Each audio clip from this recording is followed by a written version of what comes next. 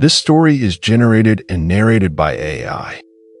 If you notice any glitches in the voice, feel free to leave a comment. Your feedback helps improve future videos. I was in college when I first heard about the Ash Circle Society. It sounded like one of those edgy campus rumors, but what we summoned never went back.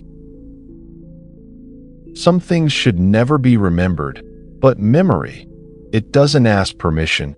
It waits in the dark, like a closed door that eventually swings open on its own. I was 20 when I transferred to Eldridge University.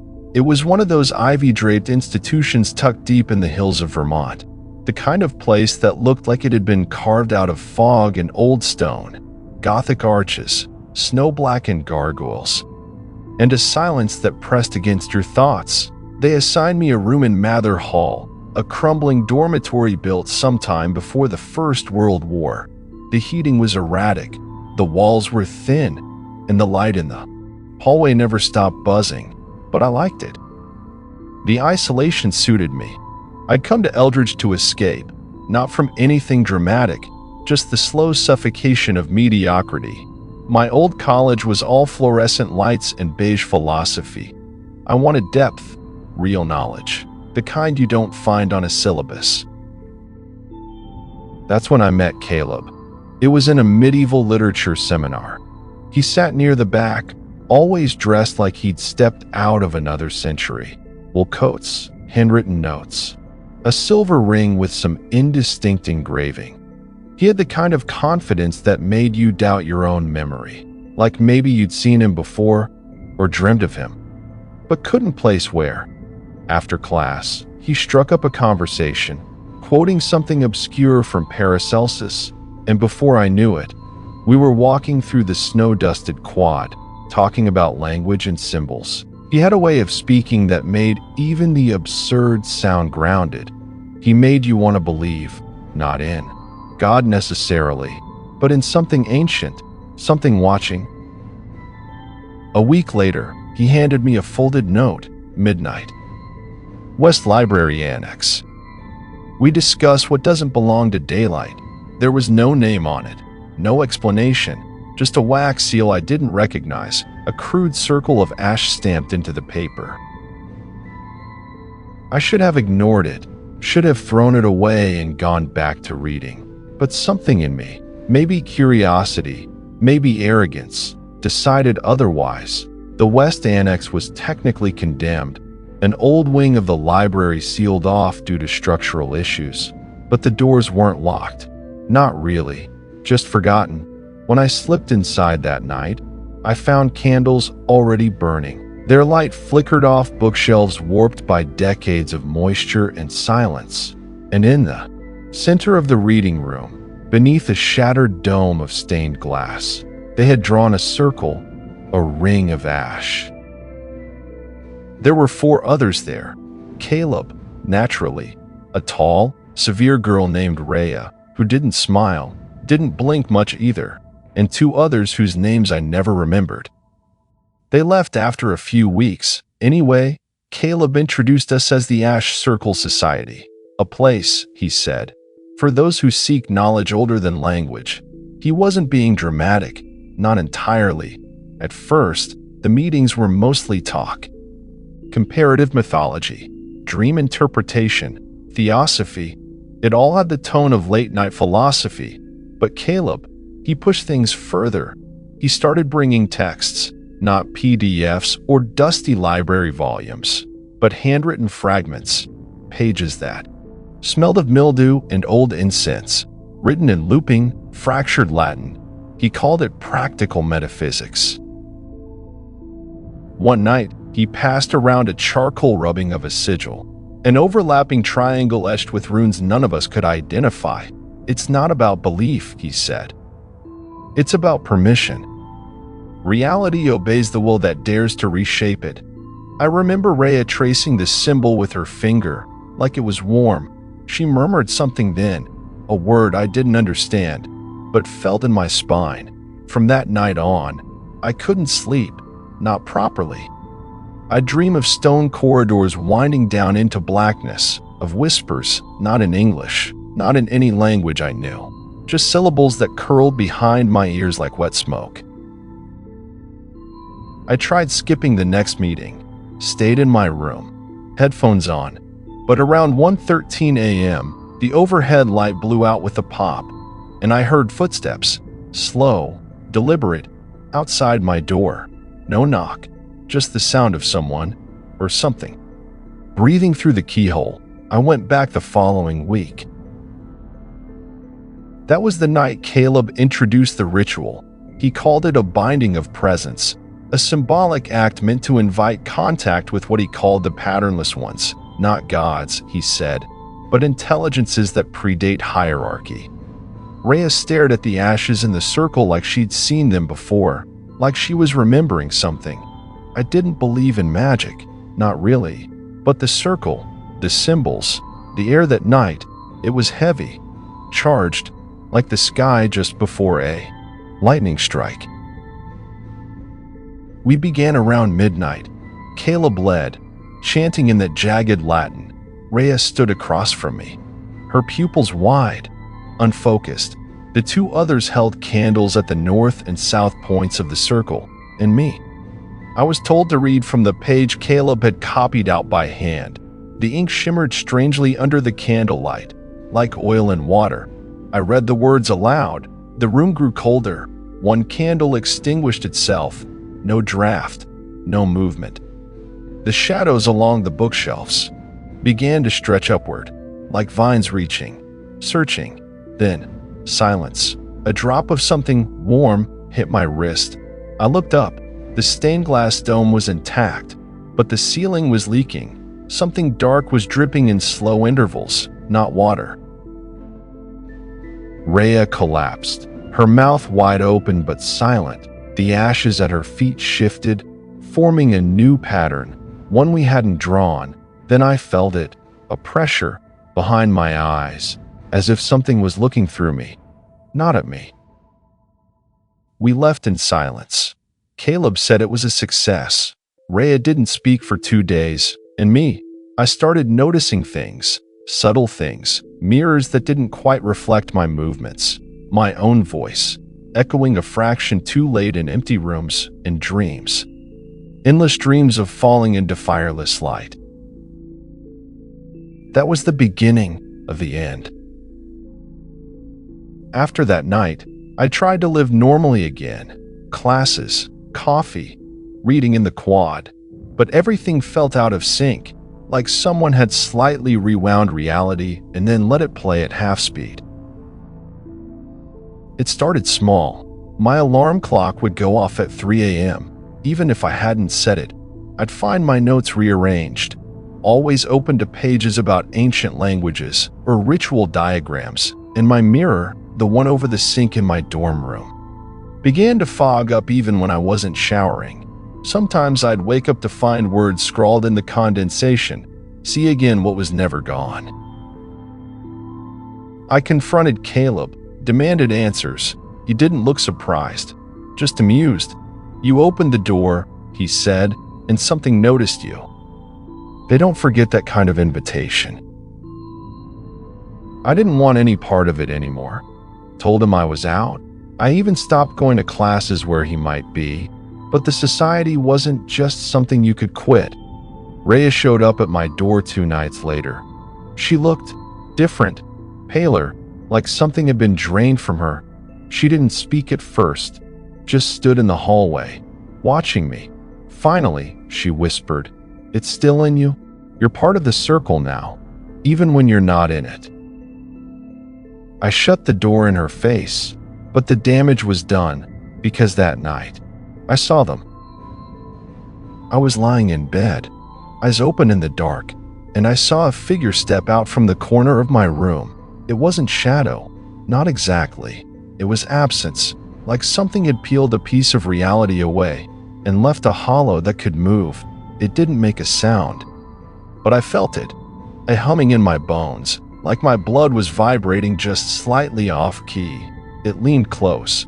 I couldn't move, couldn't breathe. Then it whispered, "Bind again, complete the arc." I woke up standing.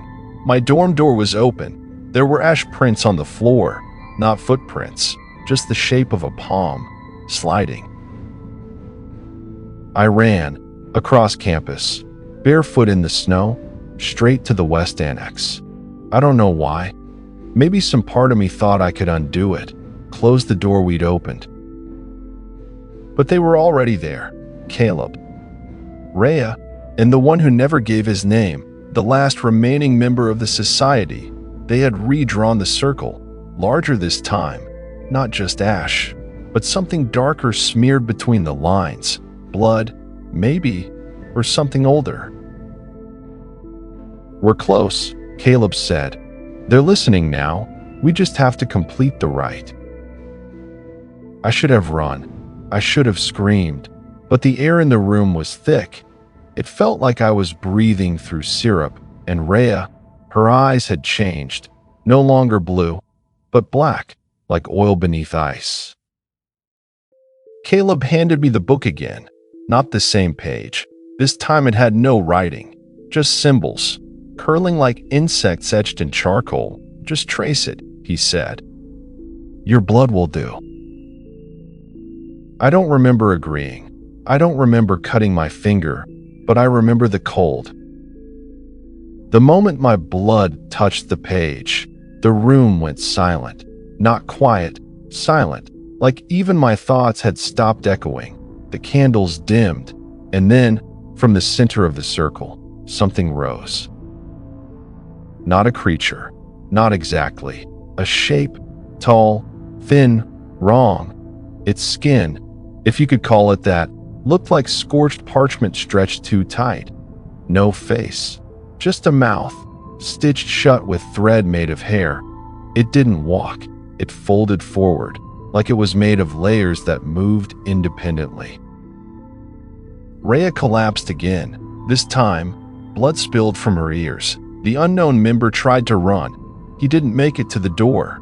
The figure didn't touch him, just looked, or rather, turned its head in his direction. He froze, and then, slowly, crumbled. Like his body had forgotten how to stay solid. Caleb laughed. He actually laughed. It worked. It worked. "We've made contact." But then the thing turned to me. It didn't speak, but I felt its question, not in words, but in memory. It showed me myself, moments I'd forgotten, moments I'd buried, every lie I'd ever told, every shame I'd hidden, like it was feeding on them, drinking the things I didn't even admit to myself. And then it marked me. It reached forward with a finger, thin as bone and shaking like wire, drew something in the air before my chest, a spiral, made not of ash, but absence, and I felt it burn beneath my skin. Then, everything vanished. The candles snuffed out, the cold lifted, the figure, gone. Just me, Caleb, trembling, whispering to himself, and Rhea, lying silent, still. That was the last time the ash circle met. The university covered up the incident, said a gas leak had caused hallucinations and temporary memory loss. But I remember everything. Because the spiral still burns under my skin, and some nights, when the wind's just right, I hear the whisper again. Bind again, complete the arc. Time didn't heal it. Not really. The years passed, a blur of half-lived moments, but the memory stayed sharp, like glass buried under skin. I graduated, barely, left that cursed university behind, moved to another city, got a job, started pretending that what happened in the West Annex was just some elaborate psychotic break, that Rhea hadn't disappeared from all official records 2 weeks later, that Caleb hadn't stopped answering messages entirely. But pretending doesn't change the truth. I knew the spiral had followed me, not just in nightmares, though there were plenty of those. I mean physically. Some nights, I'd wake up sweating, with the shape throbbing under my skin like it was branded there. And sometimes, I'd see things, not clearly, just flickers, reflections that didn't match my movements, voices behind closed doors whispering things I had never told anyone. I went to a therapist, didn't tell her the full story, of course, just said I was having recurring dreams, trouble sleeping. She prescribed pills. They helped for a while, but nothing could silence the spiral. One day, I found a letter in my mailbox, no stamp, no return address. Inside was a single sheet of parchment, thick, yellowed, brittle at the corners. Drawn in ink darker than black was the exact same symbol, the spiral. Framed in a circle of unfamiliar runes. Beneath it, 2 words, soon again.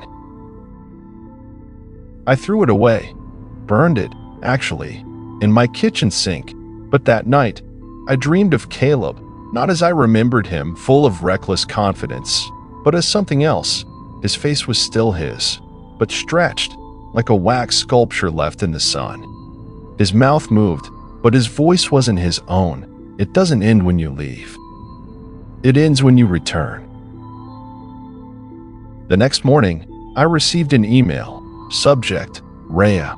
No sender, just a link. An article, archived. Hidden, it was about an abandoned asylum on the outskirts of a town 3 states over. Recent trespassers had reported symbols on the walls, in ash. One survivor claimed he saw a woman with black eyes watching from a broken window. I don't know what possessed me, but I packed a bag, drove 8 hours through rain and silence, found the asylum, or what was left of it. It was a ruin, half swallowed by ivy and rot, windows shattered, doors long gone, but I recognized the circle carved into the concrete in front of the main entrance, not just ash now, but etched into stone. Inside, I found more, marks on walls, charred handprints, spiral symbols scratched into floors, ceilings, pipes, and in the main hall, beneath the remains of a collapsed chandelier, I found Caleb, or what was left of him. He was seated on the ground, cross-legged, as if meditating.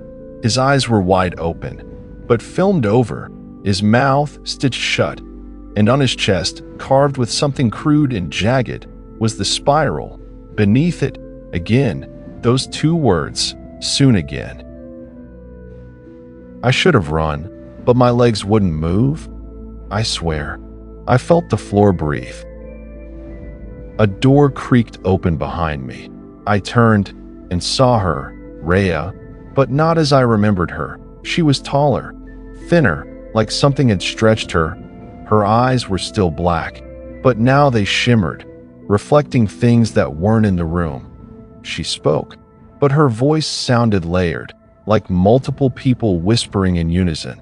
You were the last unbroken link. Now you're here. The arc completes. She raised her hand, and the spiral beneath my skin burned like wildfire. I screamed. The world tilted, and suddenly, I was back. Not in the asylum, not in my apartment, but in that room beneath the West Annex. The circle freshly drawn, candles lit, the figure from the ritual stood before me again. This time, it had eyes, 7 of them, all blinking independently, watching me, and I understood. I hadn't left anything behind. I'd been carrying it all along. My life after the ritual had just been a loop, a delayed offering, and now the spiral was calling in the debt. The figure reached toward me again, and this time, I didn't resist. They say time unravels differently in dreams, but this wasn't a dream. It was more like memory wrapped in nightmare, wrapped again in something older. I stood inside the circle, the same one from that night so many years ago, only now.